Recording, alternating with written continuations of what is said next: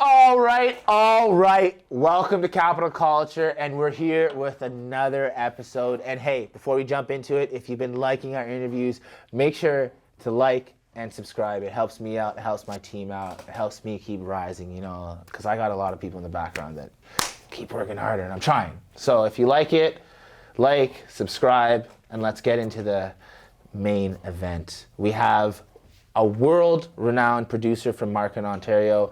Ooh. He's produced for the likes of PUSHA-T, French Montana, one of my personal favorites, MGK. I know I'm gonna get flack for that. Well, maybe old MGK, that's okay. But the new one, you know, we'll get into that. I have lots of questions. But he's produced for the likes of many big hip-hop artists. So, Burd and Keyz, man, how are we doing today, brother? Nice to meet you, bro. Yeah, thank you for coming in. I really appreciate you coming in. I know you're busy. I was punctual today, too. You were actually early, and it threw me off. My man Big John is always having the punctual time, you know. So. Are you usually late? Yeah, if it's left up to me, yeah. If I called your wife right now and asked, is Bert usually late? She'd say yes. Oh, hell yeah. She'd be like, Bert's still here. Putting on his clothes. I'll have him home before 11, promise. Yeah. There's so many ways I could start with you when I was researching you. So I want to give you your flowers for coming on my show. Let's dive in like this, though. Yes. You started producing in high school with your brother via sharing MSN, via sharing beats through MSN Messenger. Correct. Why did it start in high school, and tell me about how you got started and why with your brother? It got started, I don't know, I was just curious.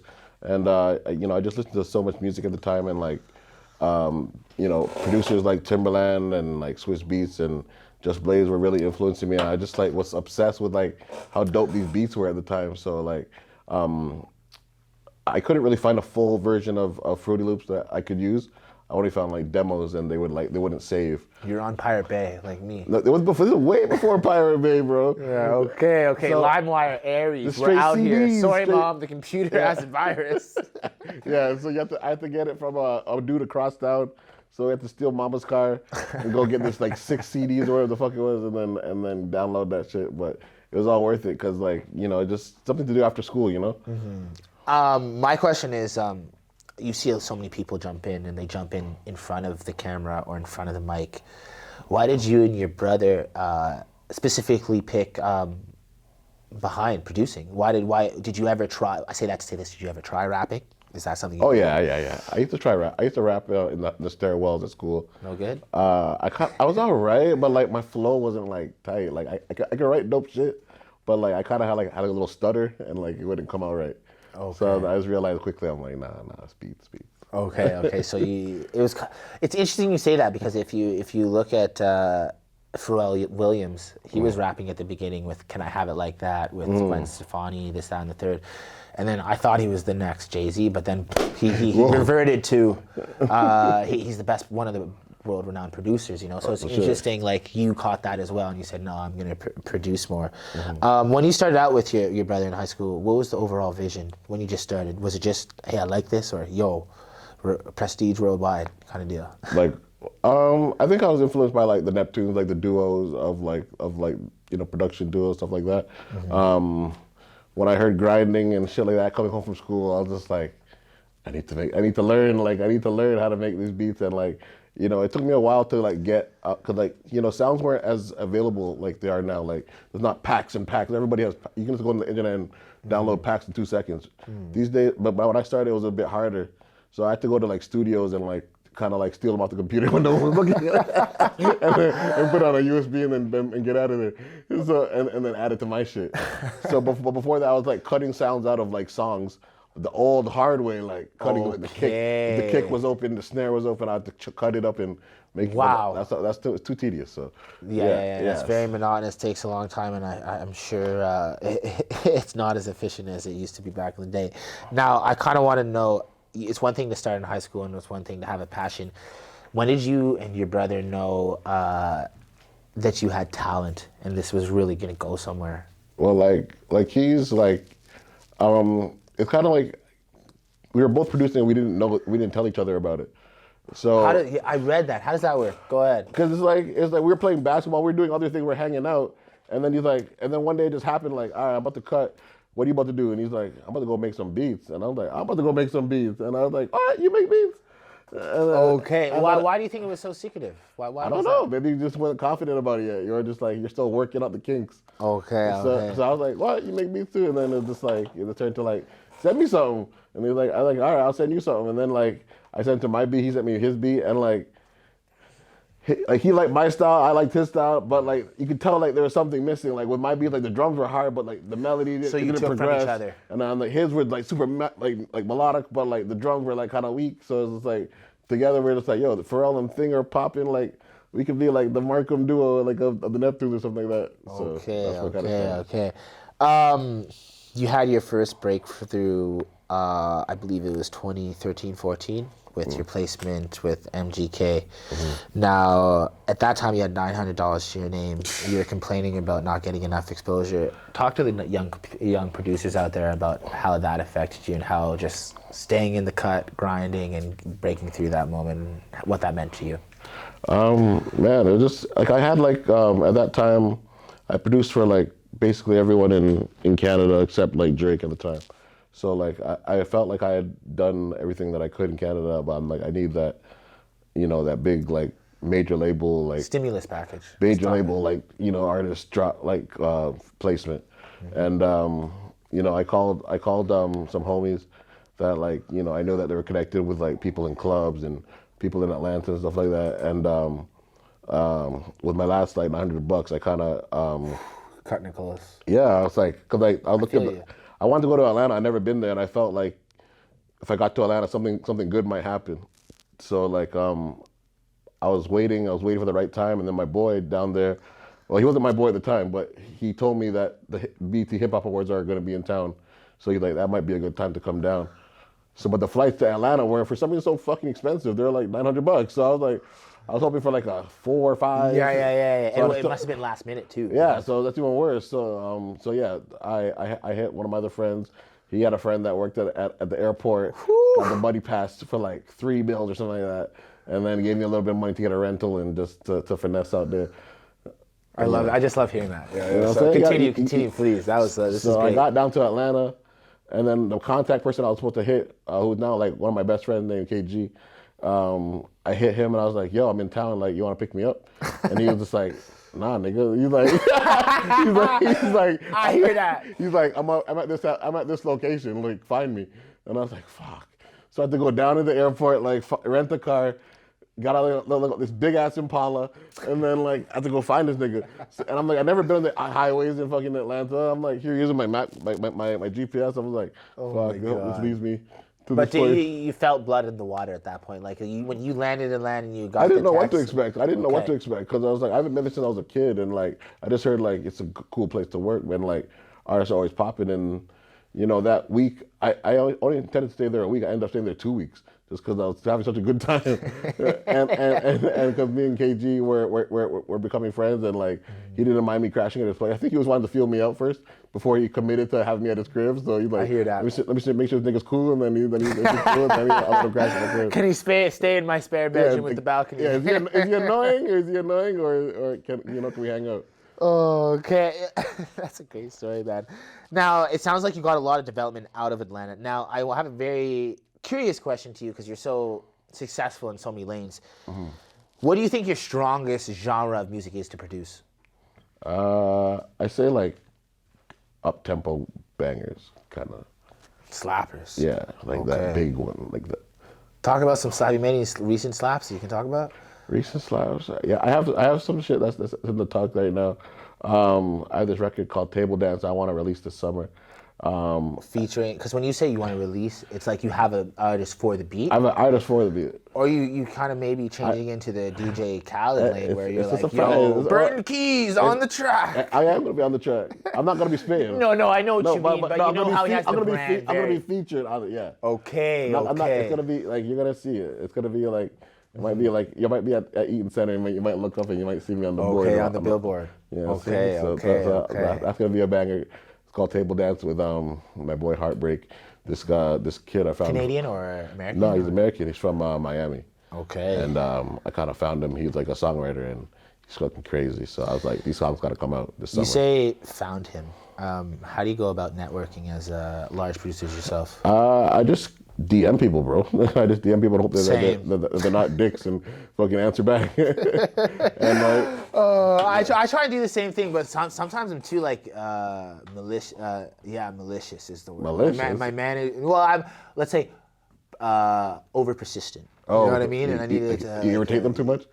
Well, don't use that word. But yes, I need the interview, bro. There's a fine art to it. There's a fine art to it. You're gonna show up? Interview? But yeah, no, there is a fine art to it. No, there's a fine art to it, and you just gotta hit them. And you have to have a nice presentable gram, because you know they're gonna investigate and go all the way down to the bottom. Like you in the Lambo in LA. Shout out you. You living good, dog. You paying for the next dinner we go out to, dog. For sure.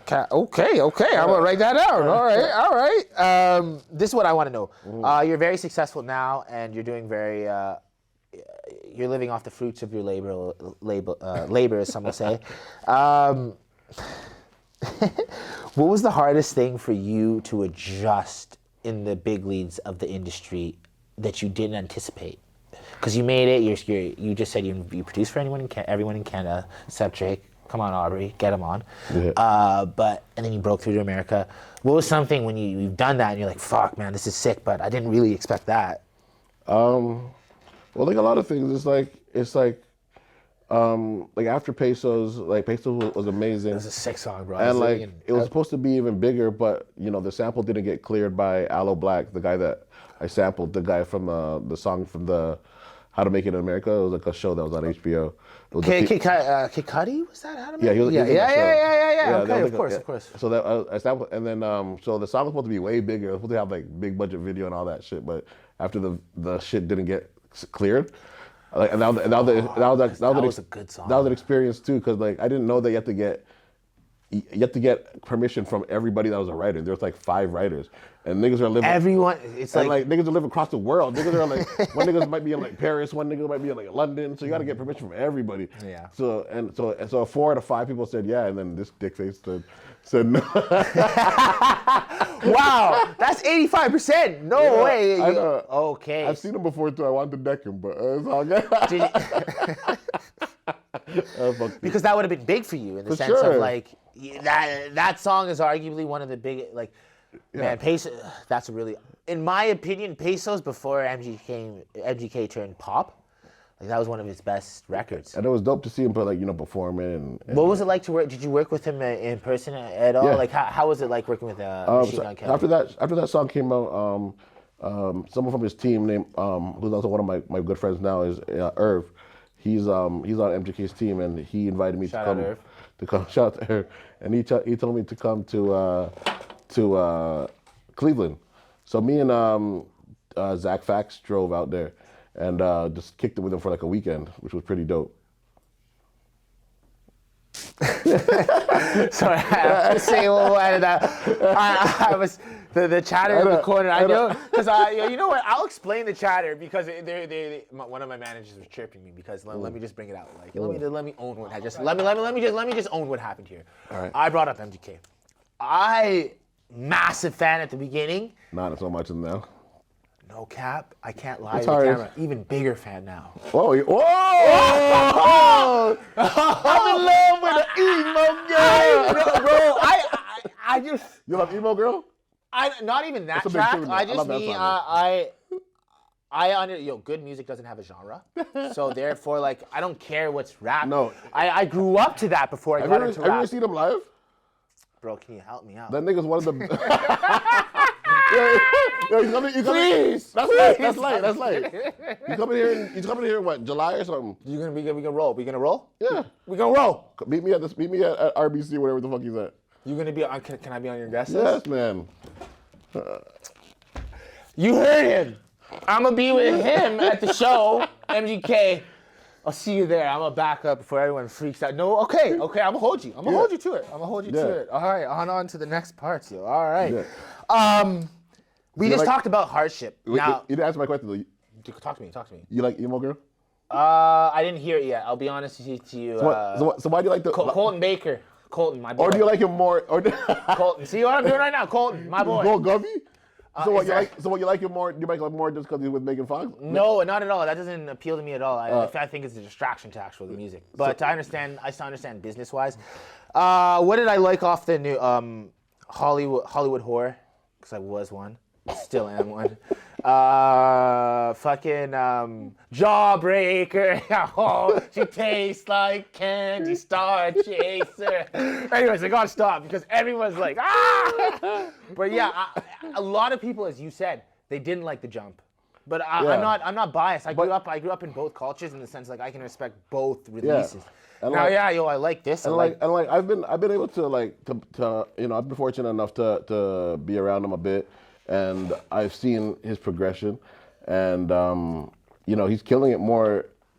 Like this has probably been the last couple of years. He's been more successful in this genre than the last one. Let's just talk about Hotel Diablo, 19,000 copies. Tickets to My Downfall. 100, close to 100 over. Yeah, you know what I mean. When you release a rap album that does 24,000. I know what it is too is that no one's really doing that shit. So he's just winning all the awards because he's leading the genre. Well, let's just talk about this. It's just about versatility. So we know he can rap. Let's not bullshit.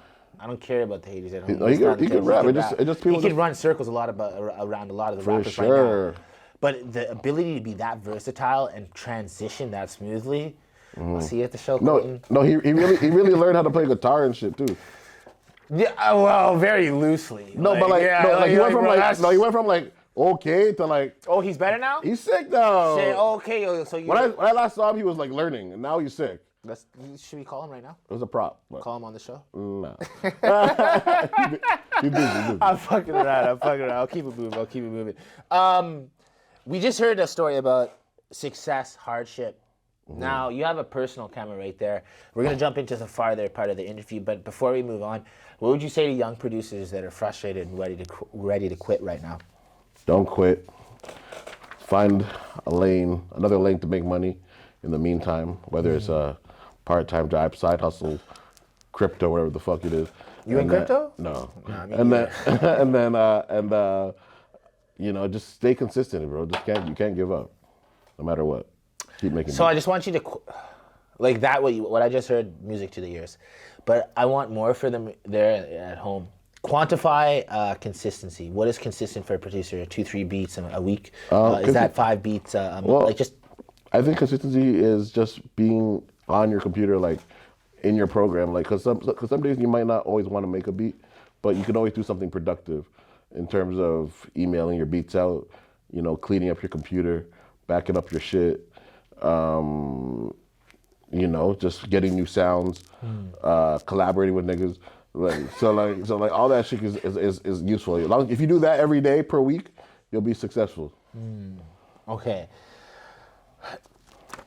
Like hearing that, like a lot of people, I know it sounds common sense, but cliche. A lot of niggas ain't even doing that. It sounds cliche, but like you just gotta and like some days are easier than others, and like you're not always gonna be inspired. You're not always, but like the best thing too is to also like go outside and get and meet niggas and like collaborate. Just like go downtown and just fuck around, like walk around a bit, go smoke a blunt in a park or something. Go to events. Don't feel like you're too cool to like go to shit. Come on my show. Yeah, come on your show. Like don't be afraid to don't act too cool for shit. No, 100%. Everyone at home that has that's one of my keys. As a producer, yes, right now in the game, would you say it is easier to make it back then or now with the ability of the internet? Because the ability of the internet saturates everything. So when you were doing it and coming up, it might have been a little bit less prevalent to a lot of producers. Now there might be a fucking sea full of them, right?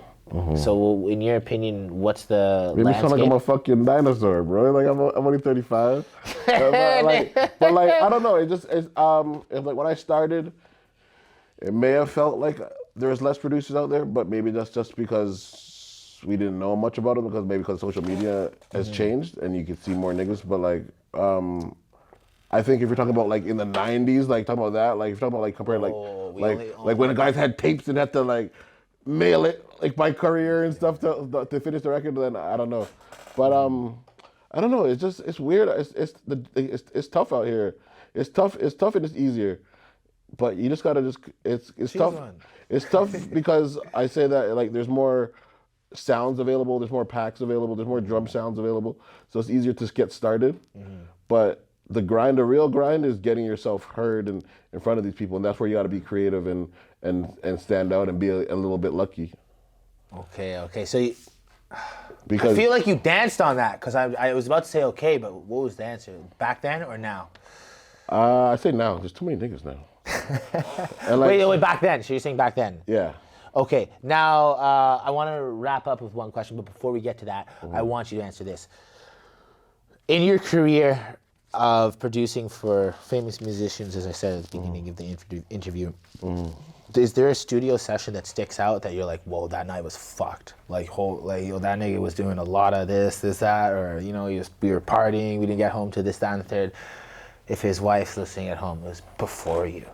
So, with your face, you can't say it. Well, I feel like, well, there's one night, it was just random because like I had like no those nights like where you don't intend of leaving your house. Those are the best ones. Whenever I force a night, bro, it's a 6 out of 10. Yeah. When that motherfucker happens organically, we're at a 9 or a 10. Yo, Big John, my manager called me one day. He's here with me right now. He called me one day. Shout out Big John. He called me one day because I had met ASAP's hype man. ASAP Ferg? Yeah, ASAP Ferg's hype man at the time. His name is Marty Baller in LA, right? Like maybe like a year ago or like so, right? Fresh, 12 months ago, pandemic but like, time. Let's go. No, not like no. This was like 2016. So oh, okay, before. Okay, yeah. Got you. So I met him, kept the contact, whatever. So I didn't even realize John's always good at knowing when the concerts and shits are popping in the city. So he's like, yo, there's an ASAP Ferg concert going on tonight. You want to see if we could? Yes. And thing with me and Big John too is that like we're both big niggas, so like people think that we're out in security. So when security sees us, they don't really give us any flack. They just think that we're one of them. We just slide right through. Like they think like we're here for a shift or something. So like you're ready to clock the fuck in. But you come in a black t-shirt. They're just like, all right, come on. so yeah, I will say, Big John's behind the camera right now. That guy is very jacked. So it checks out. Yeah, they don't want to fuck with two big fellas like that. So he coming through and So he's like, yo, Marty, ASAP Ferg's had a concert tonight with YG. He's like, we should pull up. He's like, hit your boy Marty Baller, see if he's down the roll. I was like, Marty Baller was ready to go. I was like, I've talked to this nigga in a minute. And then I'm like, all right, I'll fuck you. And he's like, do it. And I'm like, all right. Why were they apprehensive? I haven't talked to niggas since like a year. Would you consider yourself an introvert? No. Okay, so you do well in social situations. Yeah. So let's say you're good. Okay. Yeah. So I was like, all right, fine, I'll hit him. So then I hit him. He's like, he answered back. He's like, yo. He's like, yo, find me a studio. Let's go, or whatever. I'm trying to find a studio. It was too close to the show time, whatever. And he's like, anyway, just come on down to the show. So we go to the show. We go to the back of I think it's at the docks. It's at the back. We go to the loading dock. Cause we're just like, we VIP. This sounds serious. We just walk like you're supposed to. So we just walk. Security's like, yo, we're here for Marty Baller. He's like, ASAP people, we're here for it. They're like, I don't know. And then the path cleared. We got in. Moses. We couldn't have been prouder. You know what I'm saying? I worked my magic. We got in. We're backstage. I've never seen the back of this place before, and it's like, how is the ego feeling right there? Oh, feeling amazing. So then he leads me to Ferg. Ferg's doing like interviews with like other people, taking pictures and shit, meet and greet and shit like that. I think all ages type of shit, and then he introduced me to him. We dapped him up. He was like, "Yo, we cut some records to your beats," and then they're like, his boys were like singing the song like they've sang it like a million times before, and I was like, "Can I have it?" And I was like, "Can I hear the song?" They were like, "Yeah, sure." So then we're backstage. We just the treats were flowing. The treats were flowing. The pre-marriage, so the things were everywhere. You know what I'm saying? Pre-marriage. You said that. Yeah, just trust me, got it in red at the bottom. Right, so the things are just everywhere. So and then like we just backstage the whole night. Like Ferg brought out Tory Lanez. Like me and Tory Lanez never met in person before, but we did work together. So that was dope to meet him. And then YG was there. Me and YG were like shoulder to shoulder watching the show. Like when ASAP was performing. It was just a dope night. question for you there. You just said you were shoulder to shoulder watching the show with YG, right? So I have been shoulder to shoulder with a very big prominent artist in the city. I don't want to say, you know what? Okay, fuck it. I'll say it because I'll say it. So there was a show at the end of last year and Doovie was performing, but he wasn't supposed to go on stage yet. Don't tell me you're next shoulder to shoulder with Doovie. So me and Doovie were chilling, and then Doovie started wilding, you know. So I started wilding too, you know. So it was just like it was like he looked over and it was like before we talked business, it was just more like yo, we're enjoying the show together, you know.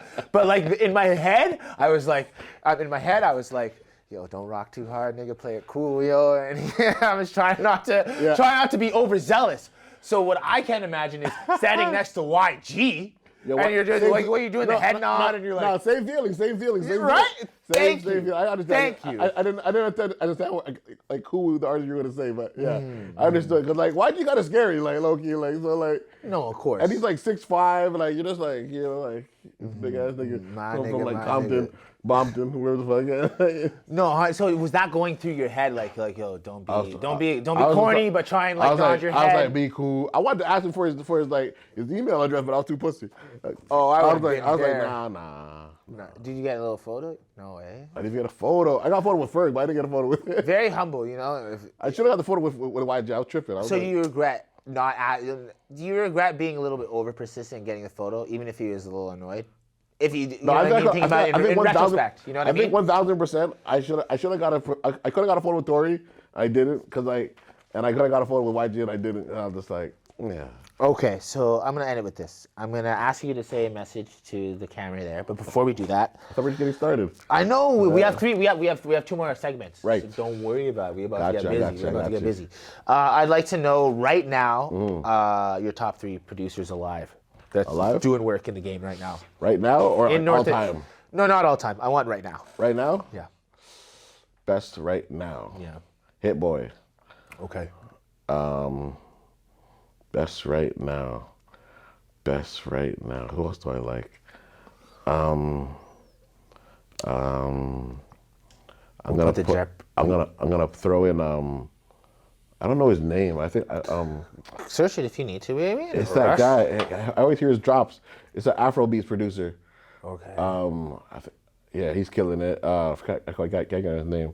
We'll put it down below if you remember. You texted me and we'll put it. But and then so I like okay, fine. I like this. You've got your mind thing. I say Hit Boy. And then I don't know. There's so many people that I just like. Most of my. Because I feel like DJ. Like, let's talk a little bit. I feel like DJ Esco had a huge run between 2017 and 2018, 19. But right now we're in 2022. Who's really making the booms right now? Like Mike Will Made It had a very big stint between 2014, 16. Who's got the booms right now in your opinion? Yourself, obviously. But I always like a Metro beat. Metro never really lets you down. I like Wheezy out of here. Okay, yeah. He's one of my favorites. I like. Have you ever collabed on beats with the famous producers as we speak on, or is it still aspiring goals for you? No, not like Hit Boy. Like I've met Hit Boy, but no, I never got to like collaboration. I collaborate with like other people like around his atmosphere. That makes any sense? But like, yeah. Trust me. Close. But like, yeah. Okay. Yeah. So I'm gonna wrap with this. So I just want you to look into that camera right now. Give a message for the young producers that are maybe struggling, or maybe that are about to pop, and maybe a message that you would like to know back then that you didn't, and they might use to get to your level as it is right now. I say, go outside. Go outside. Meet people. Don't be one of these kids that just stay up in your room all day and just hope that that's gonna get it done. You have to be outside a little bit and market yourself and introduce yourself to people and shake hands and take pictures and do all that industry shit. Secondly, it's just like, be on your email grind. Email grind. Get that mail tracker so that you can see when niggas open your shit, so you don't gotta be persistent and be like, did you get my beats? Because niggas don't like that. But at least if you see it, you know that you're like, okay, you looked into it. I just want you to go mail tracker. I'm not even familiar with that, but I need that. Get that. So what's the app? It used to be free, but I gotta pay for it. Oh, you gotta pay for it now. Okay, It's like I'll get my team. It's like $60 for the year. 60. I know, but it's helpful. It's helpful. You got a 20? It's helpful, maybe. Shit, yo, I asked Colton. I'll pay you back. It's like your e-transfer. Oh my God, yo. They want to just like stay on your shit, bro, and keep adding to your shit, keep getting sounds, keep getting beats, collaborate with niggas, link up with niggas, move around. Well, with that being said, Burd and Keyz, I appreciate you joining me today. We're gonna move on to some fun segments of the interview. This was the interview portion, so I appreciate you sitting down with me and doing that. Someone ever told you that you look like a young Kerwin Frost? Bro, me and Frost go way back, nigga. Me and Frost, yo, Kerwin, I'll see you after. You might have to play Kerwin in the TV movie. I hear Kerwin and I hear like Kermit the Frog, or I got Pinball Clevin, No. Chris Brown. I'd be fucking off that. No I can see the Chris Brown if you cut the hair still. What, nigga? Look at this. I can see it still. I didn't Give me notice your it. glasses right now and watch me rock. In the dance, I saw a video where you're doing the dance move. Okay, well, with that being said, Burd and Keyz, Christopher Wheeler, another episode of Capital Culture. I appreciate you joining me. If you liked the episode, make sure to like and subscribe. Shout out my whole team. I know you guys are really pushing me hard, and I'm a little bit of a hard time sometimes, but I really appreciate you guys. Not going to say the names, but yo, shout out my team, Christopher Wheeler, Burd and Keyz signing off. On to the next segment.